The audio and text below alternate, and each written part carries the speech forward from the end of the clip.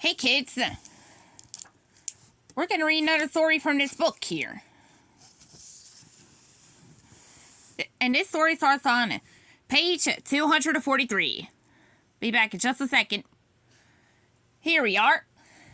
It's Robin Hood, Love Conquers All.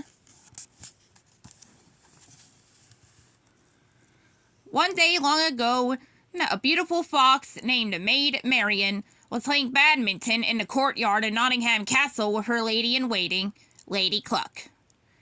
Nearby, a young rabbit named Skippy was practicing his archery. When one of the arrows flew into the courtyard, he went to retrieve it and bumped into Maid Marian.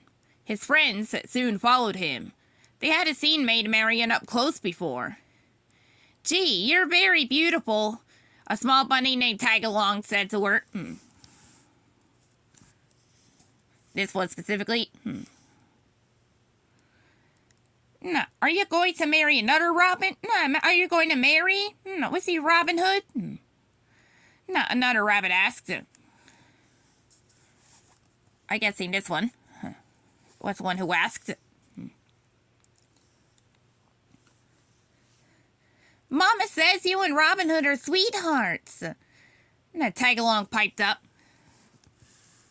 "That was several years ago, before I left for London," Maid Marian replied.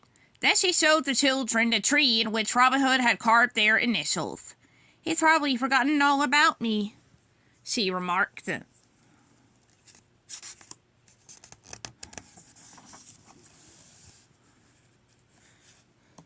Later, after the children had left, Maid Marian sat in the castle, thinking about... Had to check for any page in between. Later, after the children had left, Maid Marian sat in the castle, thinking about Robin Hood. He was a dashing fox, and they had been in love. But then King Richard, a brave lion who was her uncle, had left to fight a battle. In his absence, his brother, Prince John, who was also a lion, had seized power. The prince was very greedy and tried to get his hands on all the money he could. He even stole from the poorest members of his kingdom. But Robin Hood wouldn't stand for it. He stole money from the rich and gave it back to the poor. Prince John hated him and declared him an outlaw. Marian glanced at the wanted posters of Robin Hood. It's that she kept in her room. Did he know how much she loved him? She wondered.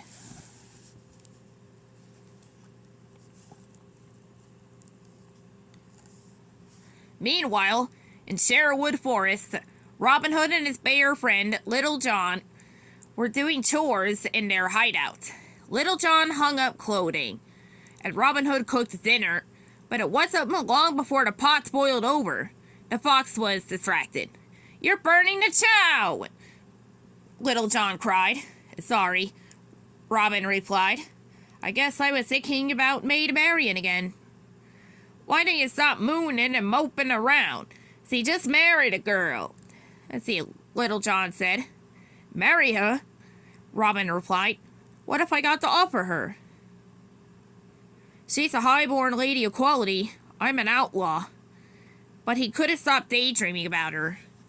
He was in love.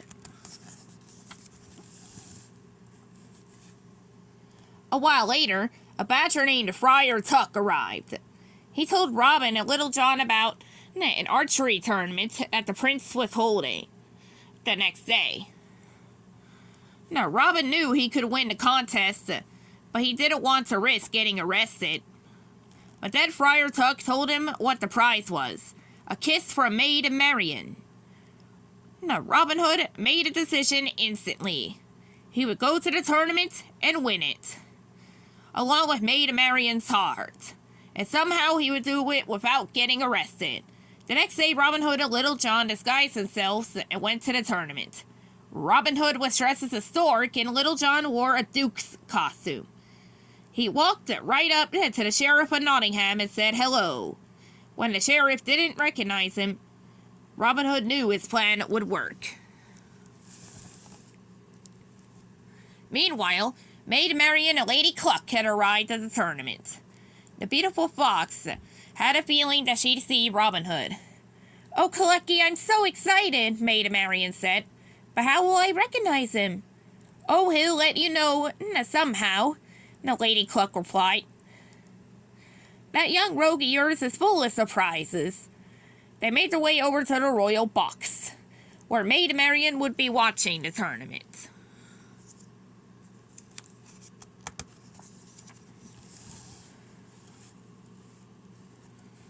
Marian sat on one side of Prince John in the royal box.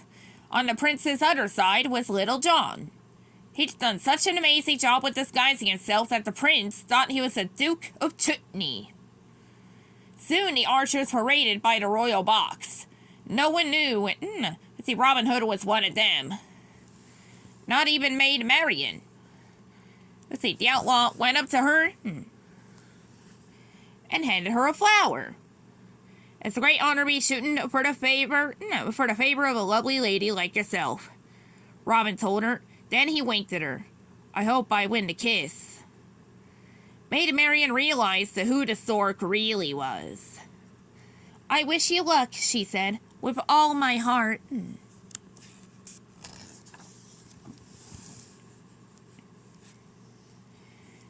The archers began to shoot. Robin Hood hit one bullseye after another. A few rounds later, only two contestants were left: the sheriff and Robin Hood. The target was moved back an extra 30 paces. The sheriff hit the target. Then, as Robin, as he was taking aim, the sheriff knocked into him with his bow, to try to sabotage the contest. The arrow traveled upward, but quick as a wink, Robin shot another arrow at the first one, which sent it down towards the target, like, yoom! And straight into the bullseye. Right on target, too. It was so accurate that it even split the sheriff's arrow in two, as you can also see here. Robin Hood had won the contest.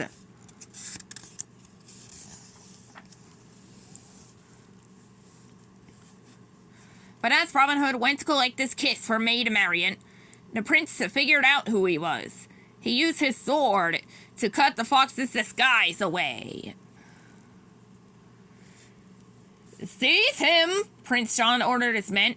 "I sentence you to instant and even immediate death." Maid Marian began to sob. "Please, sire, I beg you to spare his life." "Why should I?" the prince replied coldly. "Because I love him, your highness," she replied. "Marian loves me," the fox thought. "I have won her heart." "My darling, I love you more than life itself," Robin Hood declared. The beautiful fox was elated. Now she knew how he really felt. But Prince John didn't care. He decided Robin Hood should die. Luckily, Little John was standing nearby. He held a dagger to the prince's back, convincing the ruler to free Robin Hood.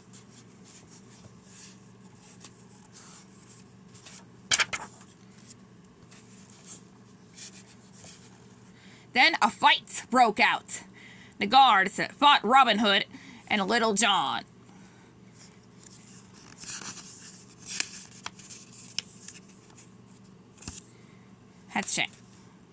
Even Lady Cluck took part. She flipped the sheriff over her head and onto the ground. But Maid Marian got caught in the middle. Suddenly guards were running toward her. "Help!" she called. Robin Hood leaped up and grabbed onto a rope, swinging across the field to rescue his lady love. He swooped her up, and they swung toward the royal box, where he asked Maid Marian for her hand in marriage. She accepted as he fought more guards. Finally, they were able to escape, along with Little John and Lady Cluck. They all went back to Sherwood Forest. Where? They met Friar Tuck and the rest of Brahma's band of merry men and celebrated with some dancing.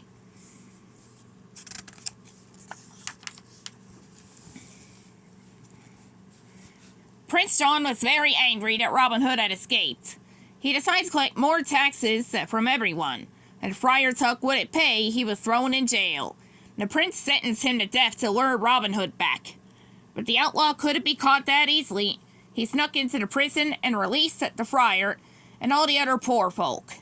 Then he sold the prince's gold and gave it to the poor. Eventually, King Richard came back and took over. Because he was a just and fair king, everything in the kingdom went back to the way it had been.